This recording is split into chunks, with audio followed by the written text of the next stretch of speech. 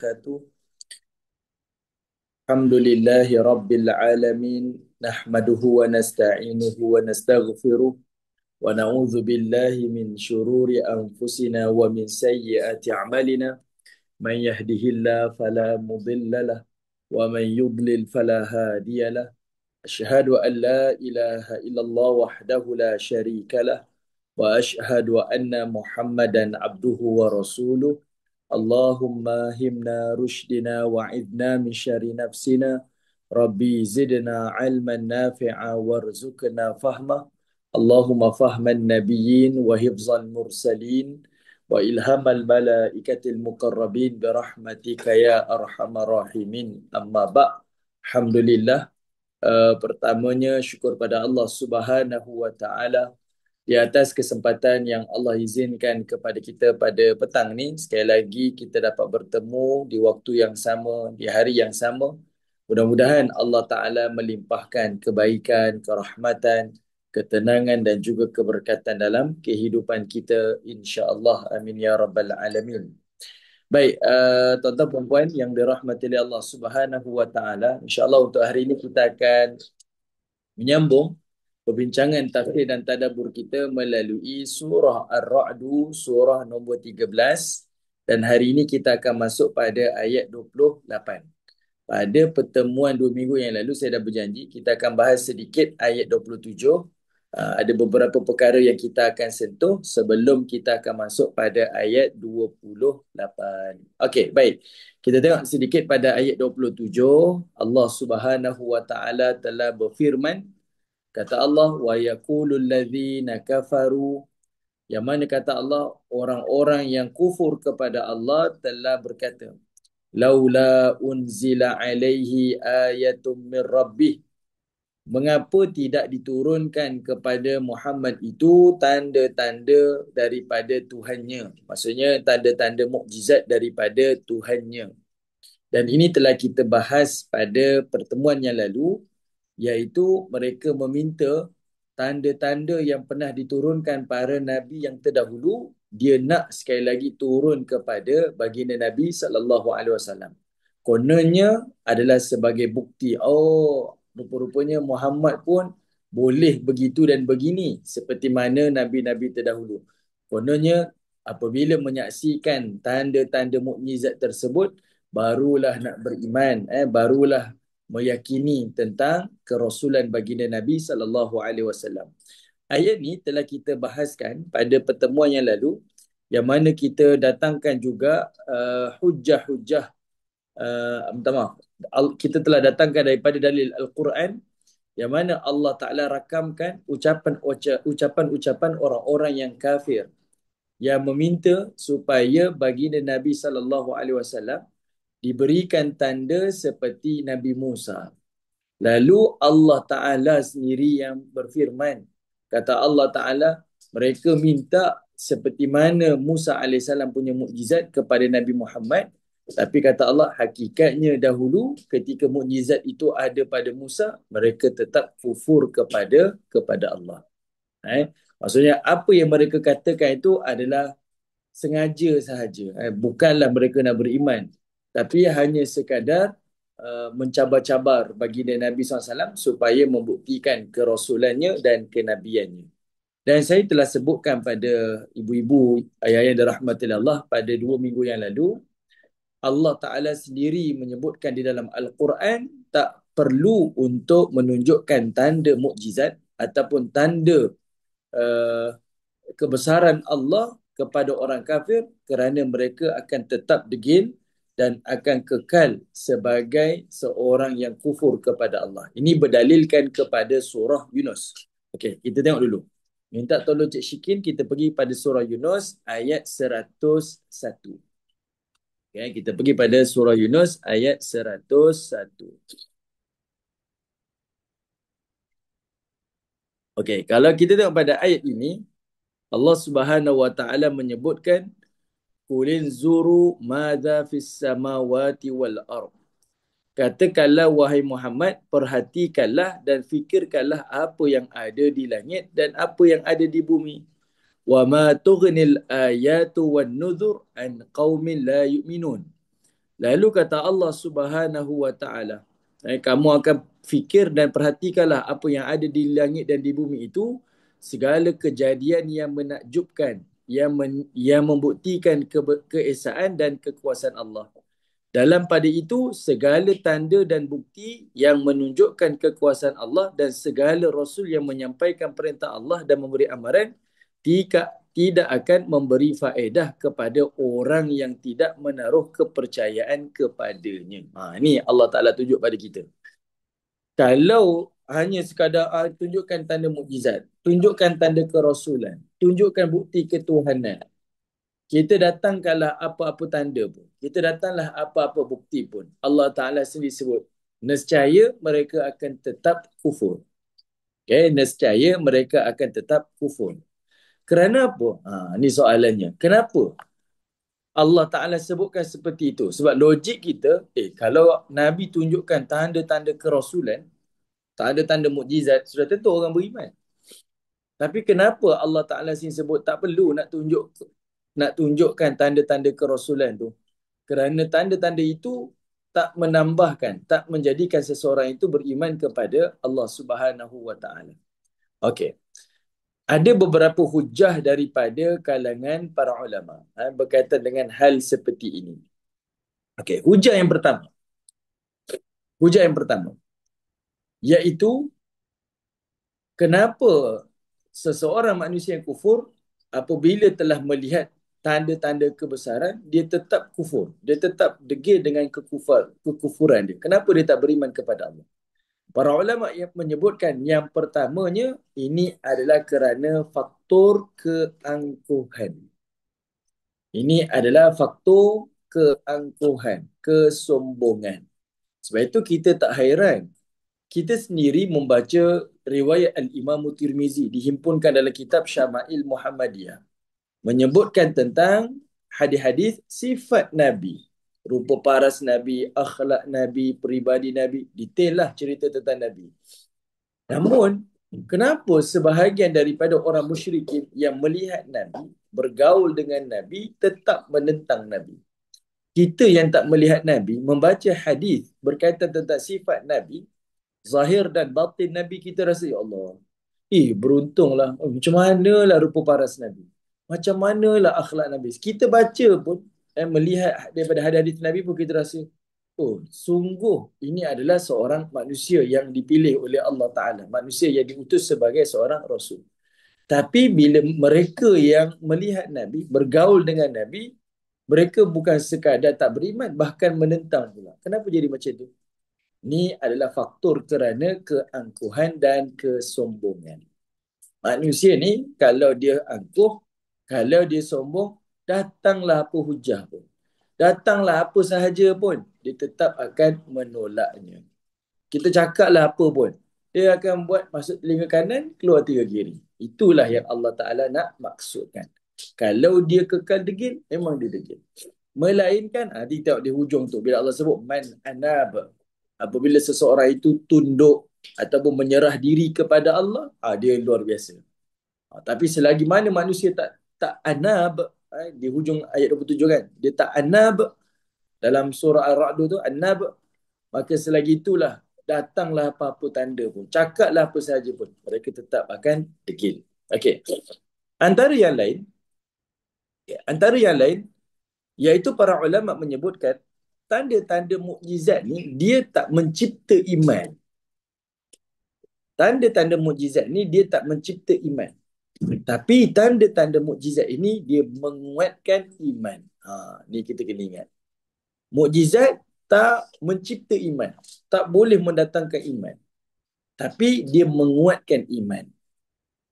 Secara umumnya lah, secara umum. Adalah banyak kes-kes terpencil. Kita ambil satu contoh yang paling mudah.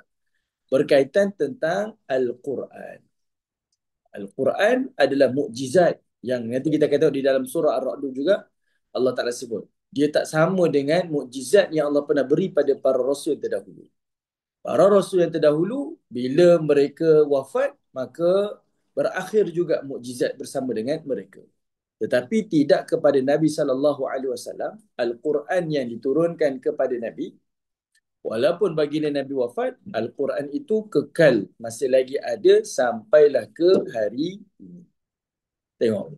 Mukjizat melalui Al-Quran telah dibuktikan, dikaji, kita sendiri baca, kita sendiri mendengar, kita sendiri boleh rasa.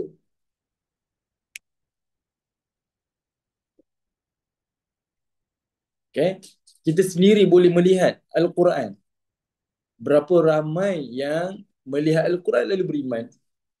Tidak kan? Datanglah penghujah, Quran dah kata begini, Quran dah kata begitu.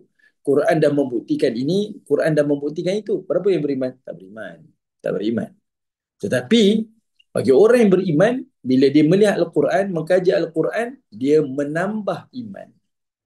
Dia menambah iman. Menambah iman. Itu yang Allah Ta'ala nak sebutkan. Sebab bila seseorang itu sombong, bila seseorang itu memang dia dah block, dia dah halang diri dia, dia dah sabotaj diri dia. Saya takkan beriman, saya takkan, saya mesti dalam agama sekian-sekian. Percayalah, datanglah apa-apa tanda pun, kemujizatan macam mana pun, dia akan kekal di dalam kekufuran. Yang itulah yang Allah Ta'ala sebutkan. Kenapa bila orang-orang musyrik minta kepada Nabi dibuktikan dengan tanda mujizat, Allah Ta'ala tak semuanya ditunaikan, tak semuanya dibuktikan. Okey, baik. Uh, kita ambil contoh yang lain. Kita ambil contoh yang lain. Okay, contoh yang lain iaitu sekejap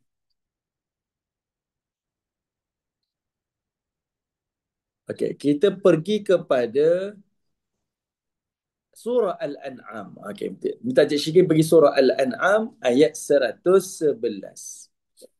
Surah Al-An'am ayat 111.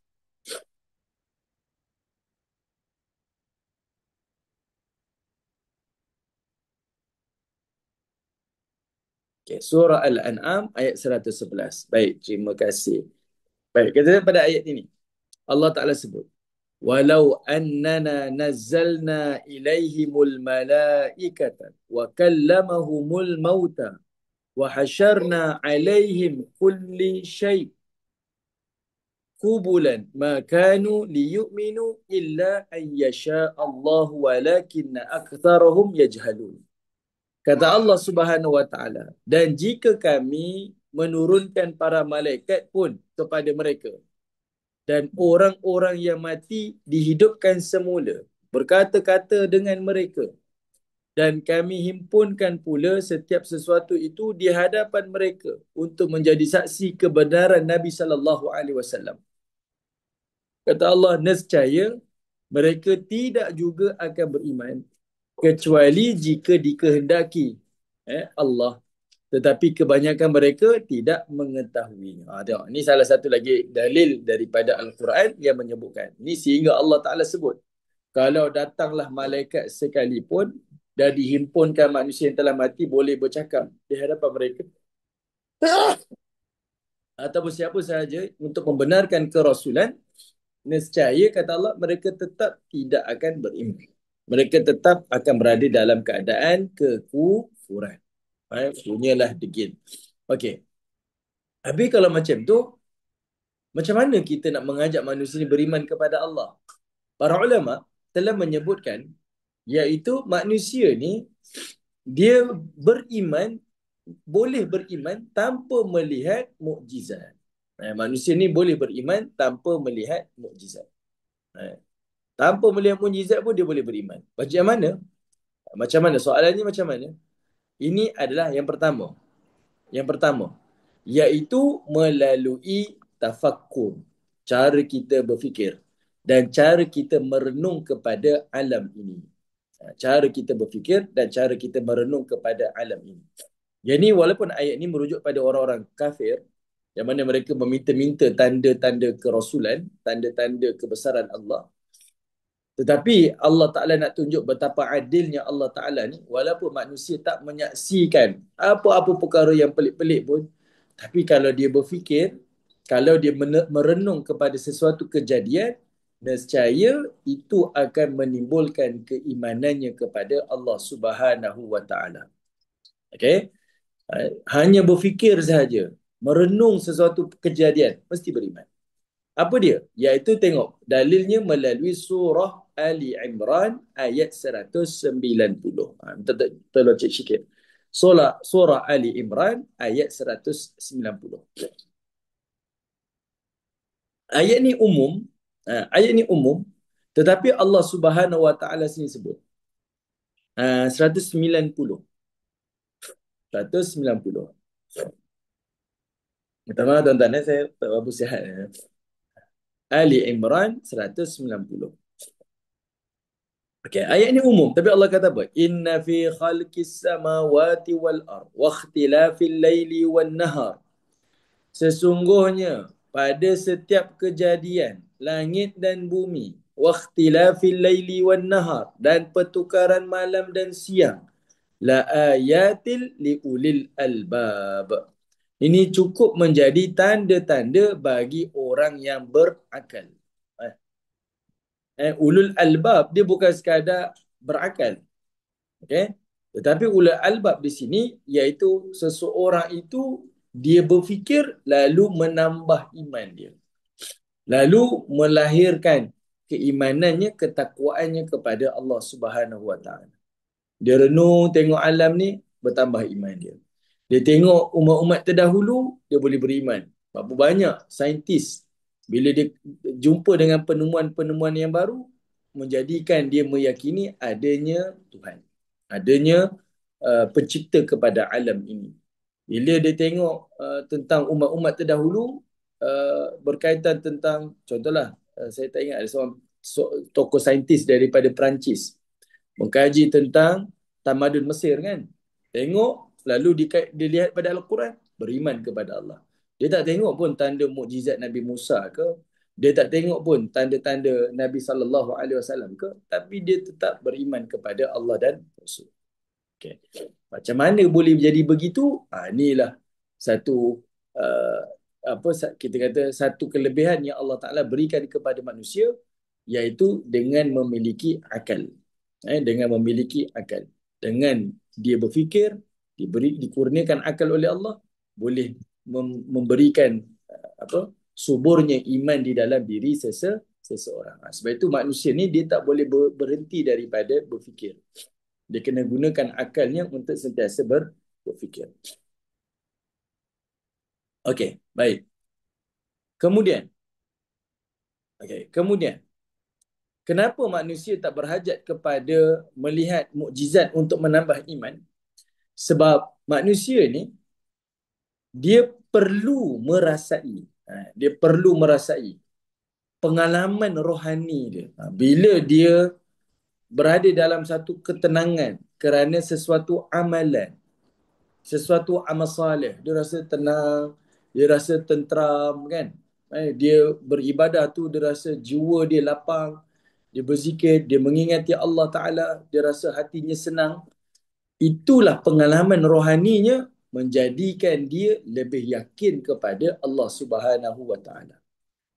Pergilah ke mana saja di pelosok alam ni, kita tanyalah pada orang-orang yang beriman kepada Allah dan Rasul. Pernah dia lihat ke perkara-perkara gaib? Tak pernah lihat ke? Misal kita tengok pengalaman rohani masing-masing lah tentang malam Lailatul Qadar kan. Tak ada orang pun pernah melihat tanda-tanda Lailatul Qadar begitu dan begini, air yang membeku, pokok yang tunduk. Tak pernah lihat pun. Tapi dia dilihat dengan pengalaman rohani dia. Dia merasai dengan jiwa dia. Dia lakukan ketaatan, amal soleh, dia rasa tuan-tuan. Itulah yang membuatkan seseorang itu bertambah yakin, lalu bertambah imannya kepada Allah. Baru datang iman kepada Allah Subhanahu Wa Taala. Automatik tuan-tuan, automatik. Itu Allah Taala berikan. Sebab itu tak berhajat pun kepada tanda-tanda mukjizat untuk diperhatikan. Oh, saya nak tengok mukjizat baru saya beriman. Tak ada tuan-tuan. Memang Allah jadikan manusia tak seperti itu. Okey. Baik, sekarang kita tengok ayat surah Ar-Ra'd balik. Tengok ayat nombor 27, lalu Allah sambung. Ini pun kita dah bahas dahulu, iaitu kata Allah, "Qul," katakanlah wahai Muhammad, "Innallaha yudillu man yasha." Sesungguhnya Allah itu menyesatkan siapa yang Allah Ta'ala berkehendak. Siapa yang Allah nak sesatkan? Allah akan sesatkan.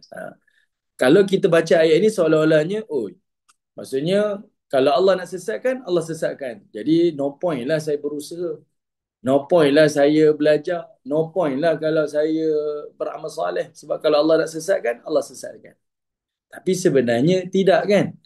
Di sini Allah Ta'ala nak tunjukkan kepada kita, sesatnya seseorang itu pada orang yang Allah berkehendak. Berkehendak di sini adalah merujuk kepada sunnatullah. Sunnatullah.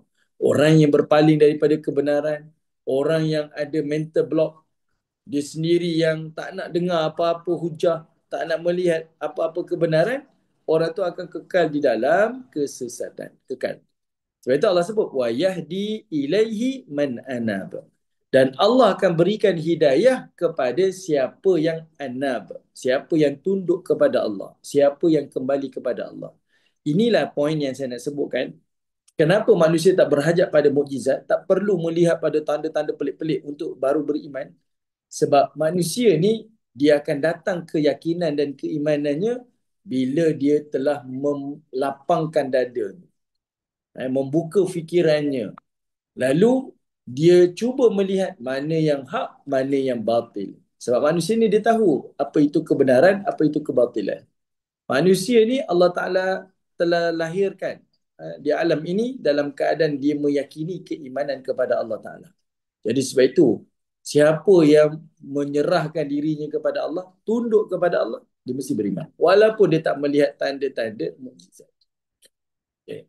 Jadi jelas ayat ini, bukan Allah Ta'ala ni, yang ni saya nak dia beriman, dia pun beriman. Untunglah dia. Yang ni saya nak sesatkan, dia pun sesat. Rugilah dia. Tidak. Dia sebenarnya bergantung kepada usaha kita. Sejauh mana kita ni beriman atau tidak, ia bergantung pada diri kita. Tuan-tuan, tunggu jap boleh tak? Minta maaf. Tunggu jap boleh tak? Kejap je, kejap. Minta maaf, saya keluar jap. Kejap je. Boleh, boleh Ustaz.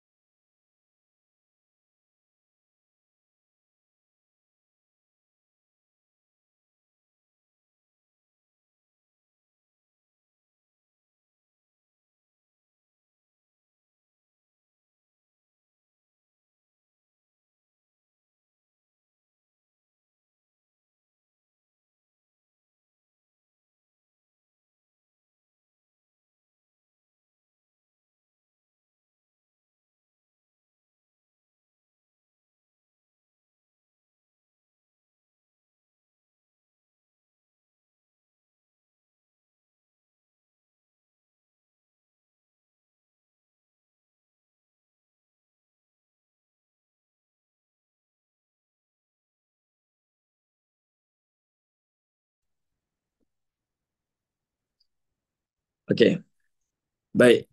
Uh, Minta maaf tuan-tuan. Tadi ada call daripada hospital. Minta maaf. Okey, baik. Kemudian, jadi jelaslah. Uh, kejap, kejap, kejap.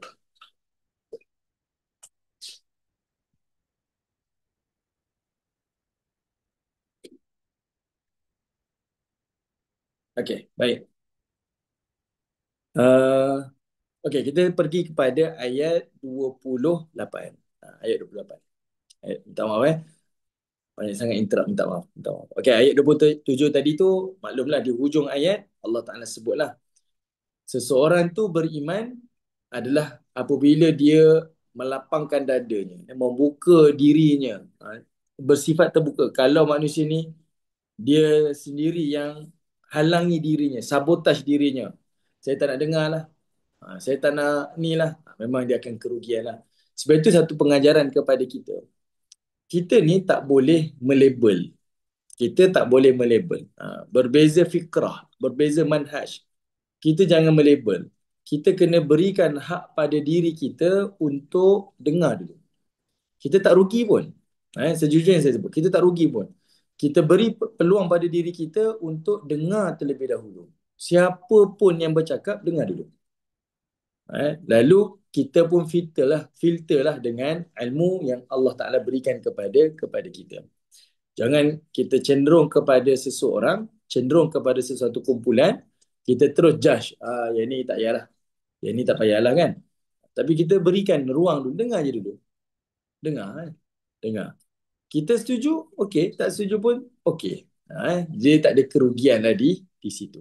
Sebab itu penting. Lebih-lebih lagi dalam urusan agama ni, setiap perkara yang didatangkan, mestilah dibuktikan dengan nas. Mestilah dibuktikan dengan dalil. Kita berilah ruang kepada diri kita untuk dengar. Okey, baik. Sekarang kita tengok pada ayat 28, Allah Ta'ala sebut. Alladzina amanu, orang-orang yang beriman, wa tatma'innu qulubuhum bi dzikrillah.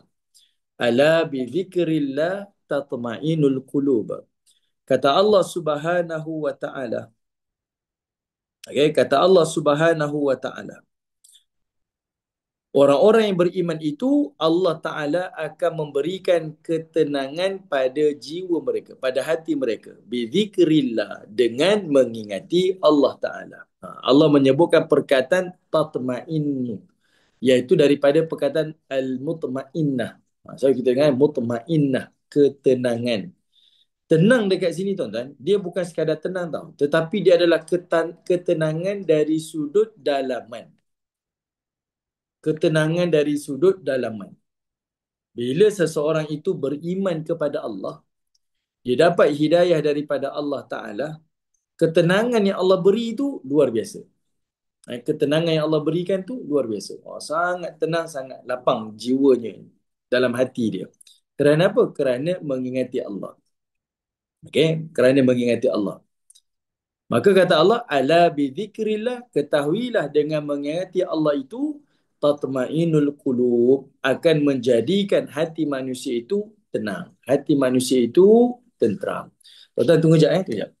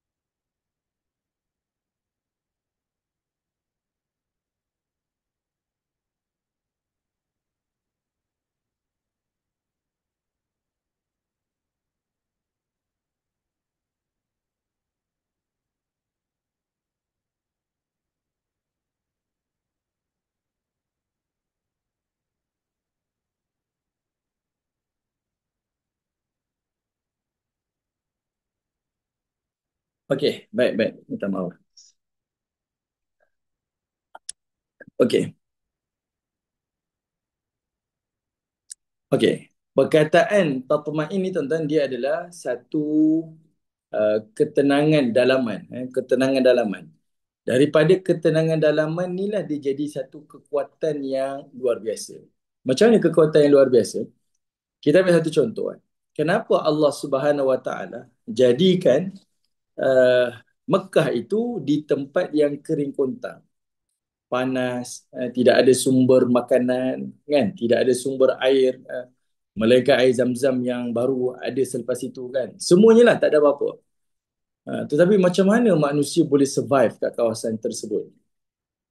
Macam mana? Di situlah Allah Ta'ala nak tunjukkan kepada kita, apabila seseorang itu diberikan dalaman yang kuat, okay, diberikan dalaman yang kuat, maka luaran dia, walaupun apa pun halangan, walaupun apa pun kesulitan dan kesusahan, maka semuanya itu boleh diatasi dengan mudah. Yang inilah yang disebut sebagai al-mutmainnah. Bila seseorang itu beriman kepada Allah, Allah berikan ketenangan, tenang yang sangat tenang. Dan ketenangan tu akan apa kita kata, segala perkara daripada luaran ni, dia boleh diatasi dengan mudah. Dia boleh diatasi dengan mudah. Allah Ta'ala berikan mutmainnah ni pada jiwa orang mukmin adalah untuk supaya dia tak jatuh di dalam ujian kehidupan di dunia. Dunia ni penuhilah dengan macam-macam ujian, kan? Keinginan, kehendak, fitnah dan yang lain-lain lah berkaitan dengan dunia. Tapi bila Allah Ta'ala berikan ketenangan yang kuat di dalam hati orang mukmin, maka yang lahir, yang luaran ni apa sahaja pun tidak menjadi halangan. Tidak menjadi sesuatu yang membebankan, menyusahkan. Sebab itu kita boleh perhatikan macam mana orang-orang mukmin dahulu boleh duduk di kawasan Mekah ini, kering kontang, kepanasan, kepayahan dan sebagainya. Dan begitulah pada orang-orang yang melaksanakan ibadat haji. Jangan kita tengoklah pada zaman hari ini dah ada pelbagailah kemudahan, walaupun ada cabaran-cabaran.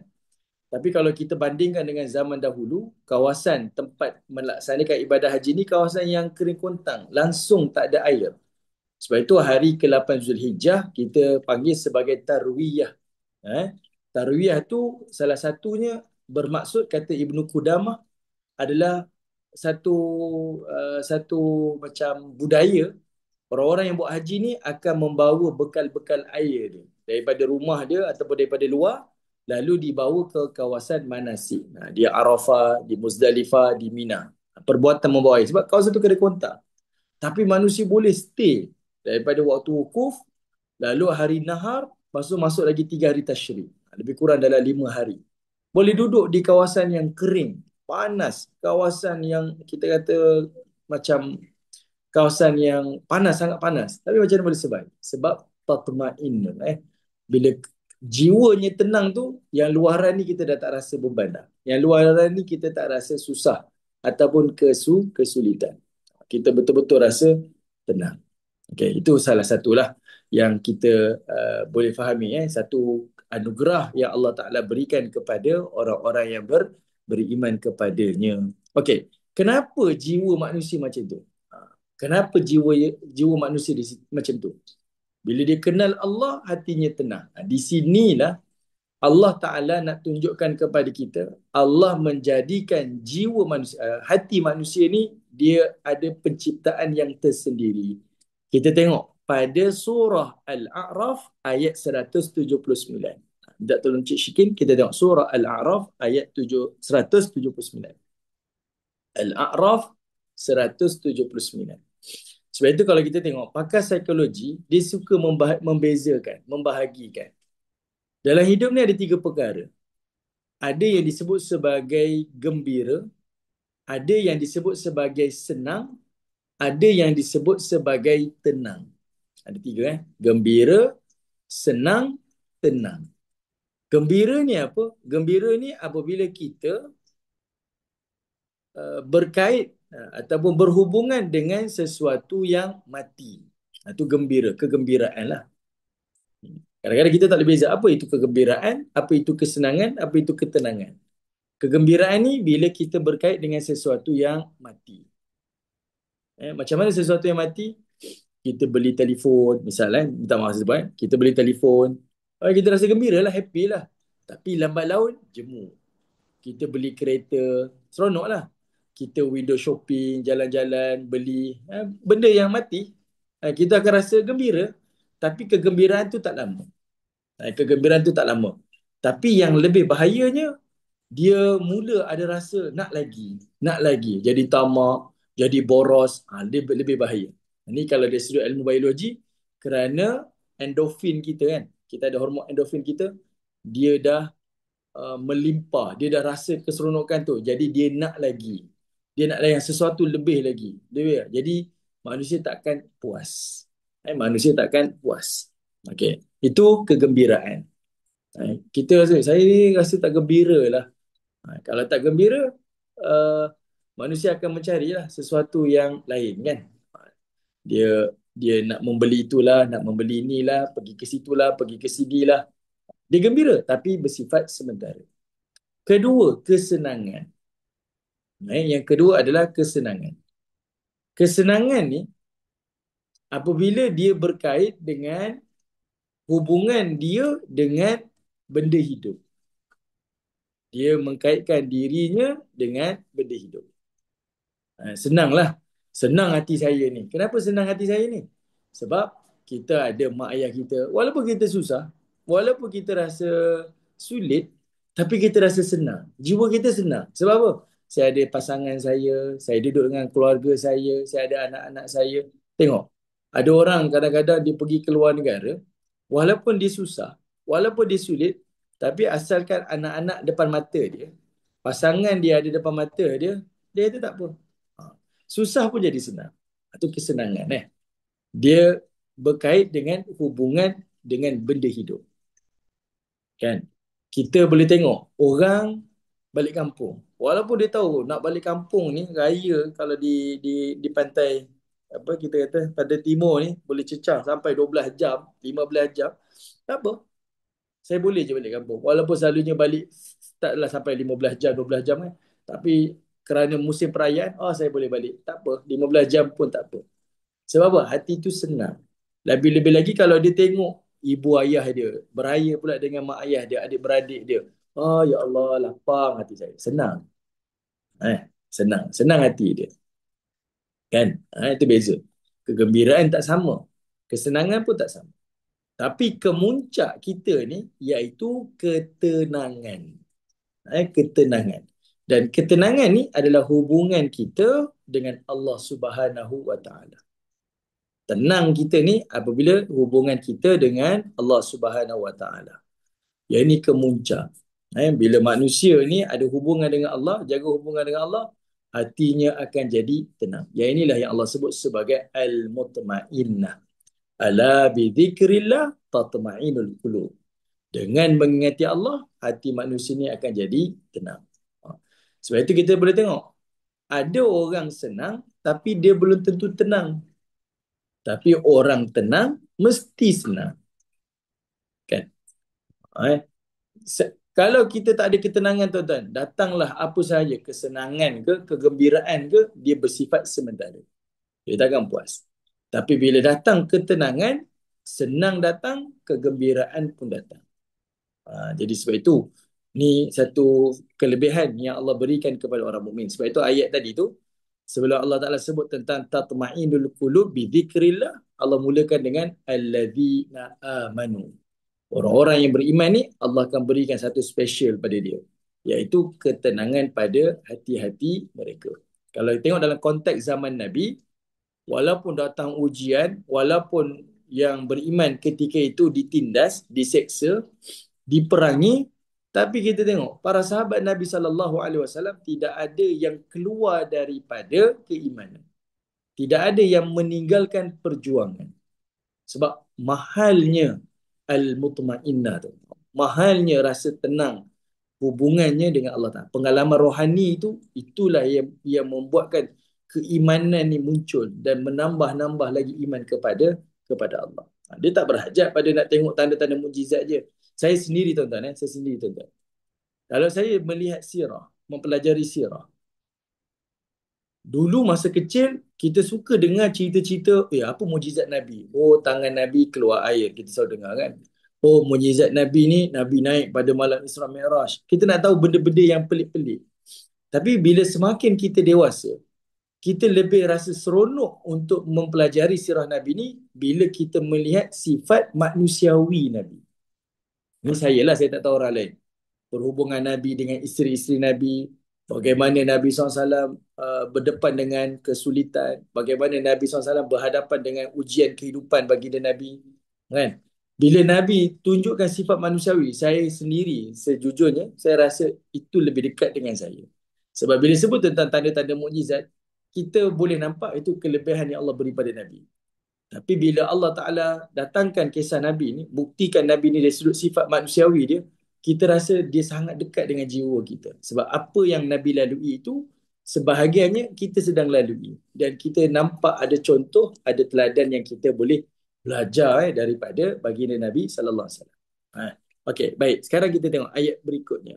Sebab itu ni kelebihan orang beriman. Okey, tengok ayat ni. Ayat tadi, minta maaf, ayat tadi. Okey. Ayat ni, surah Al-A'raf, ayat 179 ni, Allah tunjukkan fungsi hati. Fungsi hati. Kenapa dengan ingat Allah, hati jadi tenang?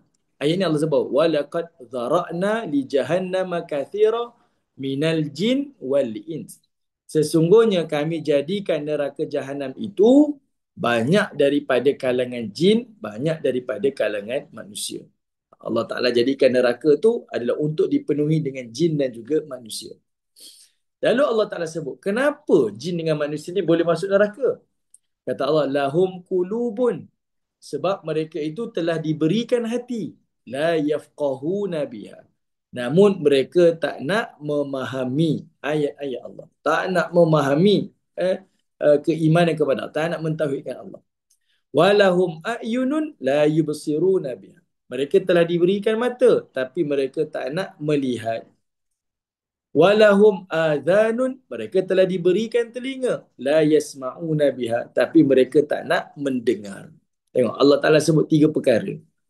Ada hati tak nak memahami, ada mata tak nak melihat, ada telinga tak nak mendengar. Kalau kita tengok 3 perkara ni, Allah Ta'ala sedang sebut tentang fungsi dia. Fungsi mata melihat, fungsi telinga mendengar. Habis fungsi hati ni apa? Fungsi hati ni adalah memahami Allah Ta'ala. Sebab itu bila Allah Ta'ala sebut fungsi hati, contoh kalau kita sebut perkataan as-sama', minta maaf, udhunun, telinga, fungsi dia sama' mendengar. Tapi kalau kulubun, hati, qalbun, hati, fungsi dia apa? Iaitu al-afidah ataupun al-fuad, iaitu memahami, mendapat faedah daripada ilmu. Mata fungsinya melihat, telinga fungsinya mendengar, hati fungsinya apa? Adalah memahami ilmu. Kemuncak memahami ilmu ni adalah mengenal Allah Subhanahu Wa Taala, mentauhidkan Allah. Itu fungsi hati. Sebab itu tenang ni kita tak boleh cari dekat mana-mana. Tenang ni kita hanya boleh dapat apabila kita kenal Allah, beriman kepada Allah, kita mentauhidkan Allah Ta'ala. Kalau ada kalangan manusia ni, bila dia rasa resah, hati dia gelisah, saya ni hati resah lah, saya ni hati gelisah lah, habis nak buat apa ya?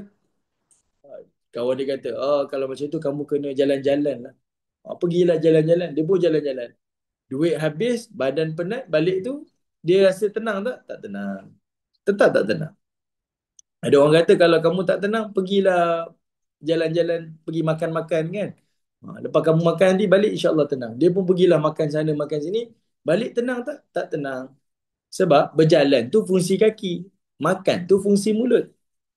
Tenang itu datang daripada hati. Hati bila kita kenal Allah, hati ni jadi lapang. Hati ni jadi tenang. Sebab dia memang didesainkan untuk mengenal Allah Ta'ala.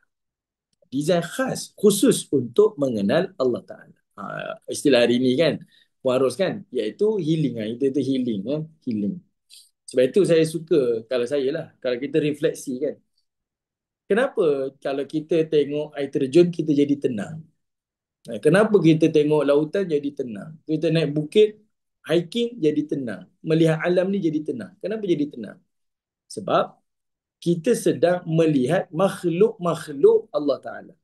Melihat kepada makhluk-makhluk Allah ni. Mengenal dia.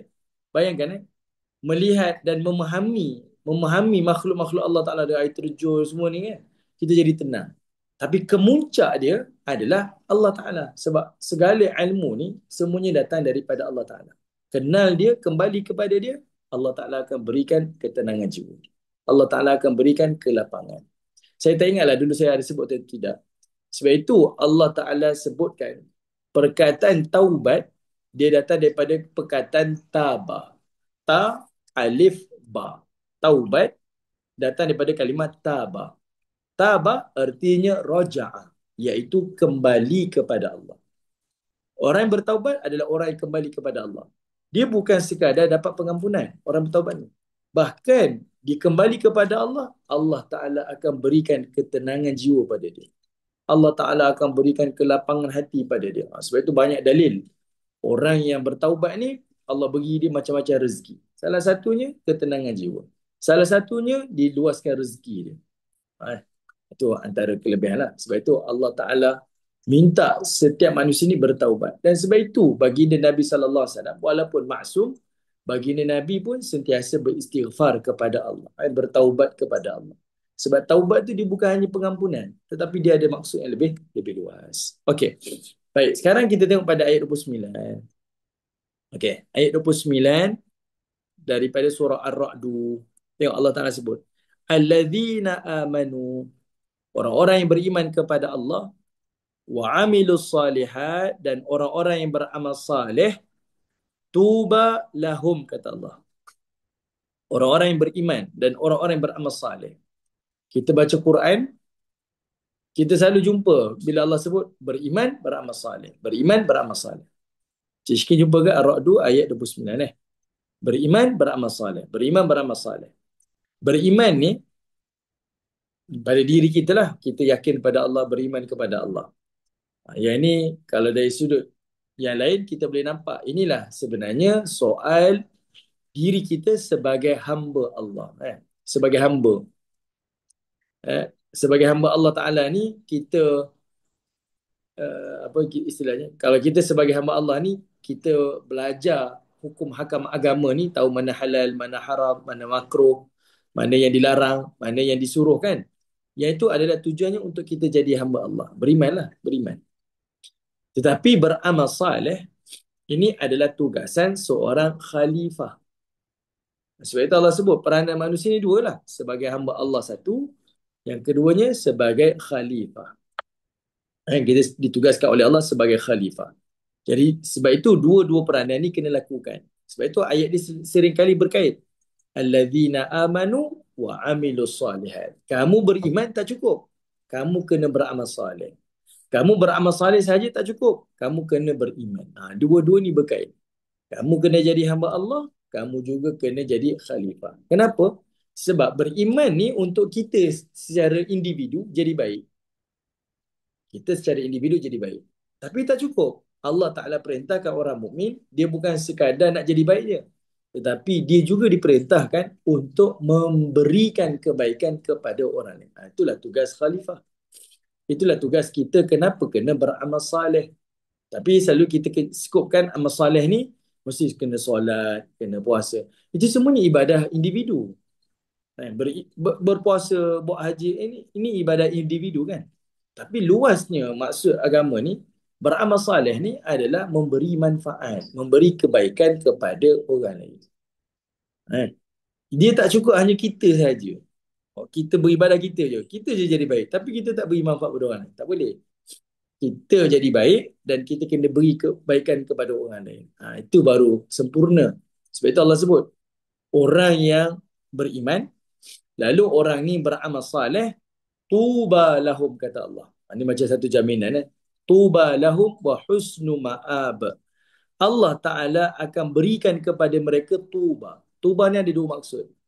Pertama, iaitu kebahagiaan. Allah Ta'ala akan berikan kebahagiaan pada dia. Yang kedua, Nabi SAW sebut tuba ini adalah satu pohon yang ada di dalam syurga. Satu pohon yang sangat besar yang berada di dalam syurga. Sehingga para ulama membawakan hadis. Para ulama kata apa? Tuba syajaratun fil jannah masiratu mi'ata sanah thiyabu ahlil jannah takhruju min akmamiha. Iaitu kata Nabi SAW, di dalam syurga itu ada tuba, ada satu pohon besar. Yang mana besarnya pohon itu adalah masiratu mi'ah sanah thiyabun ahlil jannah takhruju min akmamiha. Yang mana pohon itu kalau manusia berjalan, walaupun perjalanannya 100 tahun, dia tetap masih lagi bawah naungan pokok tu. Punya besar pokok ni tuan-tuan. Dah berjalan sampai masiratu mi'atus sana, kata Nabi. 100 tahun berjalan. 100 tahun berjalan. Tetap dia masih lagi duduk bawah teduhan pokok. Punya besarlah pokok tu. Dan Nabi sebut, Thiyabu ahlil jannah. Pakaian-pakaian penghuni syurga itu min akmamiha. Datang daripada kulit pokok tersebut. Dan disebut dalam hadis lah seperti itu. Okey, jadi bila Allah Ta'ala sebut tuba lahum, menunjukkan bagi mereka itu adanya satu pohon besar di dalam syurga. Wa husnu mahab, dan diberikan kepada mereka tempat yang baik. Tempat kembali yang baik. Merujuk kepada al-jannah lah, syurga Allah. Tapi ulama menafsirkan kalimat tuba lahum ni, kalau dia beriman, kalau dia beramal saleh, dunia Allah beri dia mutmainnah, hati dia tenang. Bila hati dia tenang, datanglah apa sahaja pun. Datanglah apa sahaja pun. Kalau hati tenang kan. Kesulitan, ujian, hati dia akan tetap redha. Hatinya pasrah, hatinya tenang. Itu luar biasa. Dunia lagi Allah beri. Akhirat, Allah akan berikan kepadanya kebahagiaan yang abadi. Itu penafsiran para ulama. Tuba dekat situ, ada yang menafsirkan pohon, ada yang menafsirkan kebahagiaan. Tapi kebahagiaan itu berbentuk kebahagiaan yang abadi. Dia kekal selama-lamanya. Kenikmatan yang kekal abadi. Dia takkan tercabut bila-bila pun. Itu satu kelebihan lah, keutamaan yang diberikan. Okey. Okey, Allah Ta'ala sebutlah pada 3 ayat ini. Ayat 27, 28 dan 29. Okey, sekarang kita tengok pada ayat 30. Kita tengok pada ayat 30. Pada ayat 30, Allah Ta'ala sebut, Kadzalika arsalnaka fi ummatin qad khalat min qabliha umamun litatluwa alaihimul ladzi auhayna ilaik wa hum yakfuruna birrahman. Kata Allah Subhanahu wa taala, demikianlah kami, iaitu Allah, mengutuskan kamu wahai Muhammad pada satu ummah yang sungguh telah berlalu beberapa umat yang sebelumnya. Ini menunjukkan kepada kita, kita ni adalah umat yang sama. Manusia ni di satu umat saja. Manusia ni satu umat. Cuma ni kita ni manusia yang sama. Cuma kita ni adalah bergenerasi-generasi lah. Berbeza zaman, berbeza era dia. Tapi kita adalah umat yang sama. Okay, itu yang disebut dalam ayat ni. Lalu ayat ni juga nak memberikan gambaran kepada kita, iaitu kita ni adalah dunia ni dia adalah sesuatu yang bersifat pengulangan. Sebab itu Allah Ta'ala sebut dekat situ, iaitu perkataan khalat min qabliha umamun litatluwa alaihimul ladzi auhayna. Yang mana kamu ni satu umat yang telah berlalu beberapa umat sebelumnya, supaya kamu dapat membacakan kepadanya Al-Quran yang kami wahyukan kepada kamu. Ini adalah sebagai satu gambaran sebenarnya. Satu gambaran daripada Allah Subhanahu Wa Taala, yang mana kita ni adalah mengulangi perbuatan umat-umat yang terdahulu. Contoh bahasa lebih mudah, kalau kita nasihatkan orang lain, kalau kamu nak berjaya, kamu ikut je cara saya, kamu akan berjaya. Automatik je kan? Kalau kamu nak berjaya, kamu ikut cara saya, kamu akan berjaya. Berarti itu pengulangan. Kamu nak berjaya, ulangi sahaja kejayaan perbuatan orang terdahulu yang telah berjaya. Kalau kamu nak gagal pun, kamu akan mengulangi balik perbuatan orang terdahulu yang telah gagal. Alam ni bersifat pengulangan. Repetition. Dia berulang saja. Jadi ayat ni Allah Ta'ala tunjukkan. Nabi SAW menyeru kepada umat manusia ni sama macam Nabi yang terdahulu pun menyeru pada umat-umatnya yang sebelum itu. Benda ni bukan benda baru. Sebab ini adalah tuduhan-tuduhan orang-orang musyrikin ni. Kami tak pernah dengar pun Tuhan nama Allah. Kami tak pernah tengok pun agama ni. Kami tak pernah dengar pun nenek moyang kami kata la ilaha illallah. Dia menafikan, tuan-tuan. Menafikan. Sedangkan kalau kita tengok daripada awal kejadian manusia, manusia ni telah mengajar. Misal kisah Nabi Nuh, kisah Nabi Adam, mengajarkan umat-umat selepas tu semuanya beriman kepada Allah Ta'ala. Semuanya. Tak ada yang bukannya satu satu apa satu satu ilmu yang baru. Ini kita boleh lihatlah ucapan-ucapan daripada umat terdahulu. Semisal kalau tengok dalam Quran ada kisah Firaun. Bila Musa alaihissalam menyampaikan seruan tauhid, Firaun akan kata, Tuhan kamu ni bila pula dia datang Sebab orang terdahulu tak pernah sebut pun nama Tuhan kamu ni Allah. Tak pernah. Dia datangkan hujah macam tu. Kami tak pernah dengar pun Allah ni sebagai Tuhan. Bila datang Tuhan ni Allah ni? Seolah-olahnya macam tu Sedangkan Allah Ta'ala ni wujud sejak abadi lagi. Sejak azali lagi. Wujud. Dan telah disampaikan oleh setiap Rasul yang diutuskan. Kita boleh buka dalam surah Hud. Kita boleh tengok. Daripada seawal-awal kejadian para Nabi, semuanya mentauhidkan Allah. Sebab itu ayat-ayat tauhid itu dia bukan sengaja Allah Ta'ala sebutkan beriman kepada Allah, ani'budullah. Bukan sengaja-sengaja. Kalau kita lihat daripada timeline kehidupan alam ni, Allah Ta'ala dah beritahu, daripada awal kejadian makhluk ni, manusia dah kenal Tuhan dah. Manusia dah mengajar ilmu tauhid dah. Dia bukan satu ilmu yang baru yang dituduh oleh orang-orang musyrikin. Mengajar balik. Kemudian Allah Ta'ala kata apa? Wahum yakfuruna birrahman. Tetapi, bila dah disampaikan seruan-seruan tauhid ni, dibacakan kepada mereka wahyu-wahyu daripada Allah, kata Allah, wahum yakfurun. Mereka itu kufur kepada Ar-Rahman, kepada Allah Ar-Rahman. Okey. Kalau kita tengok dalam kitab-kitab tafsir, kenapa ayat ni ada? Para ulama menyebutkan kerana ayat ini diturunkan sewaktu Nabi SAW terlibat di dalam perjanjian Hudaibiyah. Di dalam perjanjian Hudaibiyah. Di dalam perjanjian Hudaibiyah tu, Nabi SAW telah menulis dalam perjanjian itu dengan Bismillahirrahmanirrahim. Nabi mulakanlah dengan Bismillahirrahmanirrahim. Dengan nama Allah yang Maha Pemurah lagi Maha Penyayang.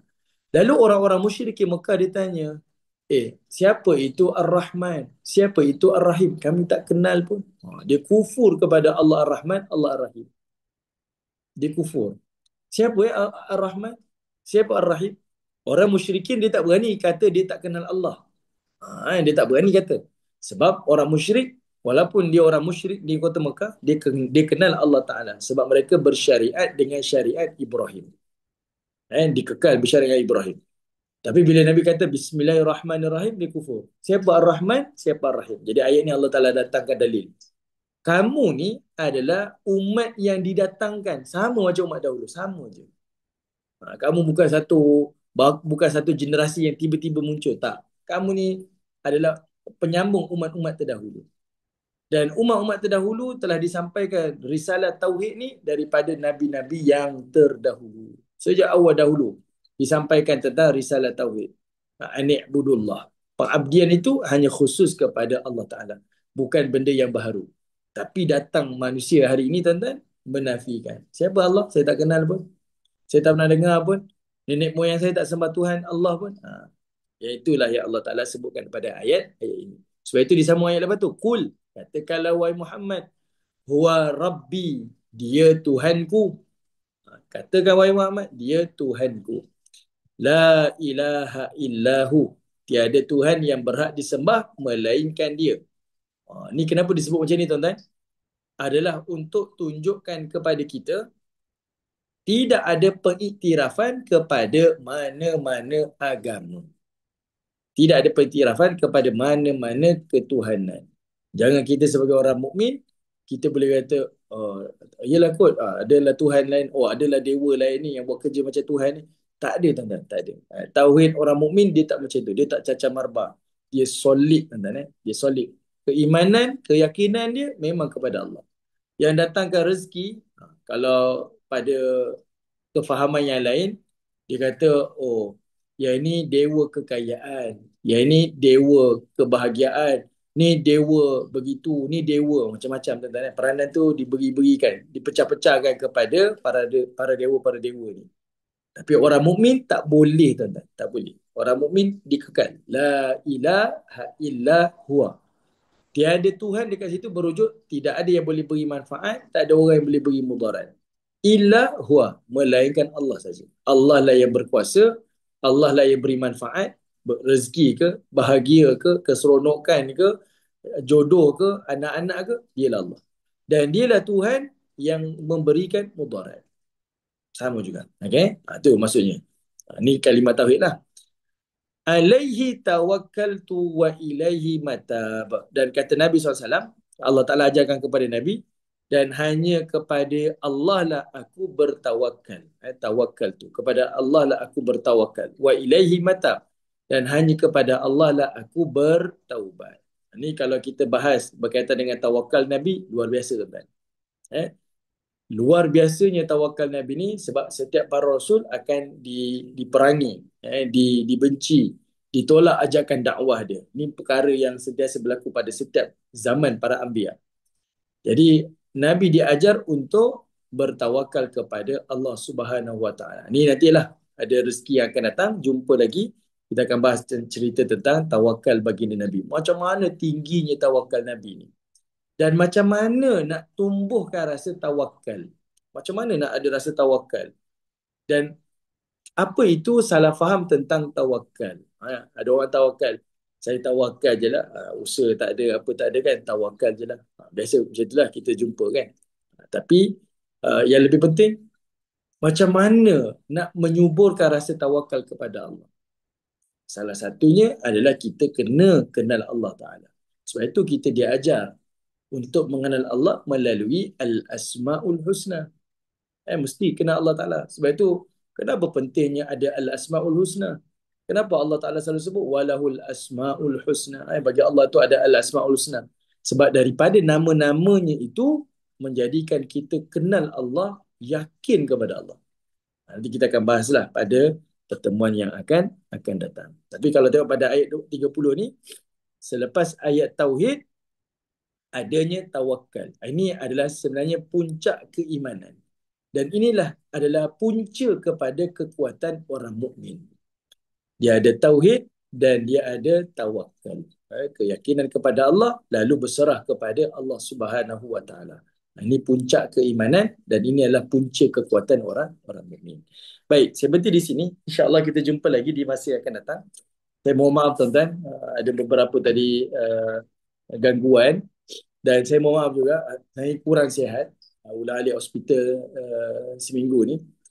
Jadi, mohon maaf banyak-banyak kalau ada gangguan ataupun tuan-tuan tak selesa kan.